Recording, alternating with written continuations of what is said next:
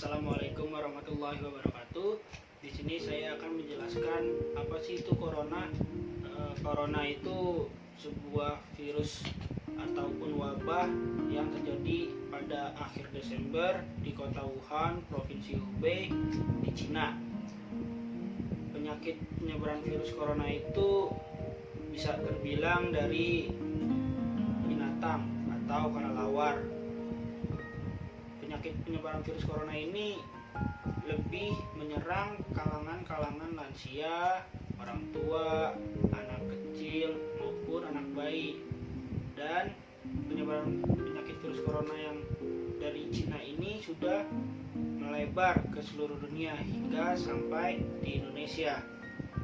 Dan di Indonesia pun terkonfirmasi sebanyak 6.760 pasien dinyatakan terkena penyakit virus corona, dan yang dirawat 5.423, korban meninggal dunia sebanyak 590, dan yang sembuh sebanyak 747 yang saya baca pada artikel kompas.com, di mana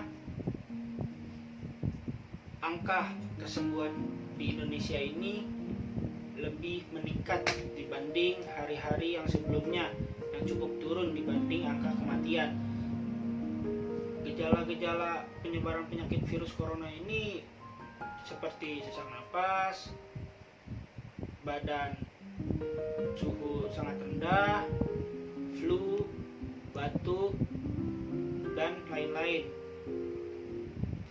Cara mencegahnya seperti apa? Cara mencegahnya itu kita bisa memakai masker saat keluar rumah, jangan lupa cuci tangan dengan sabun ataupun hand sanitizer yang mengandung alkohol, dan juga kita disarankan agar tidak berkerumunan, tetap di rumah, physical distancing dengan orang-orang lain, karena penyebaran penyakit virus corona ini tidak terlihat saat kita dimanapun maupun kapanpun kita berada. Penyebaran penyakit virus corona ini terus ada dan semakin memakan korban jiwa jika kita terus berkumpul maupun kita keluar rumah. Dan kalian juga tetap menjaga daya tubuh kalian seperti minum vitamin, banyak minum air putih, berolahraga, dan jangan terlalu capek agar virus corona ini bisa selesai di negara kita dan tidak lagi memakan korban jiwa yang semakin hari semakin meningkat.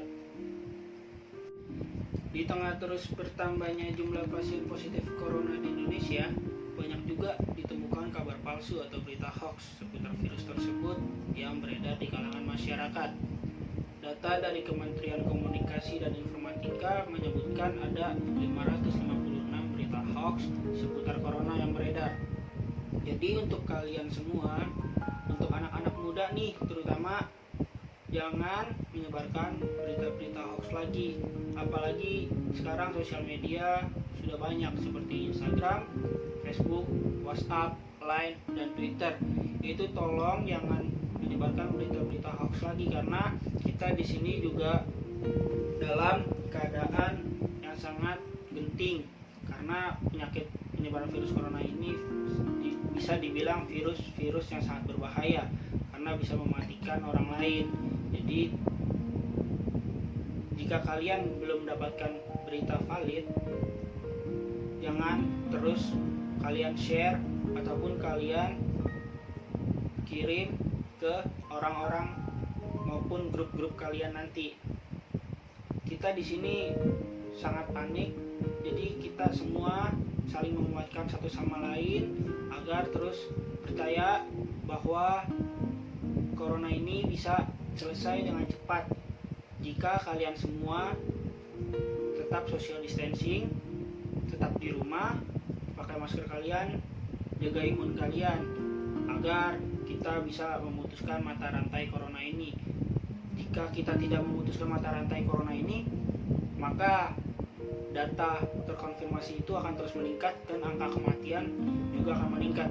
Jadi tolong, di sini kita sedang berjuang untuk sama-sama agar bisa memutuskan mata rantai corona ini.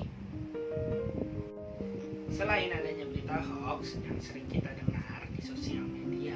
Ada juga politik-politik yang sedang membahas penyebaran virus corona yang ada di Indonesia, di mana mantan Komisi Pemberantasan Korupsi menggugat Perpu COVID-19, dan di mana beliau berargumentasi korupsi politik adalah korupsi yang dilakukan pihak-pihak melalui undang-undang atau kebijakan yang seakan-akan bertujuan baik.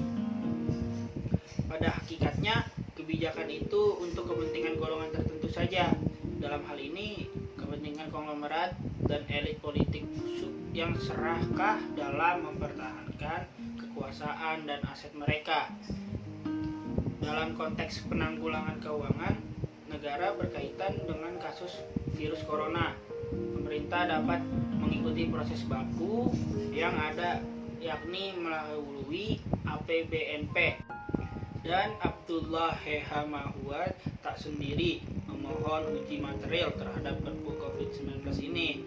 Tokoh lainnya yaitu politikus Partai Amanat Nasional Amin Rais, Guru Besar Fakultas Ekonomi dan Bisnis dari Universitas Indonesia Sri Edi Suasono, dan yang terakhir Ketua Dewan Pertimbangan Majelis Ulama Indonesia Din Samsudin. Semoga penjelasan yang saya jelaskan di video ini bisa bermanfaat bagi kalian semua. Sekian penjelasan dari saya, kurangnya saya mohon maaf. Wabillahi taufiq wal hidayah. Assalamualaikum warahmatullahi wabarakatuh.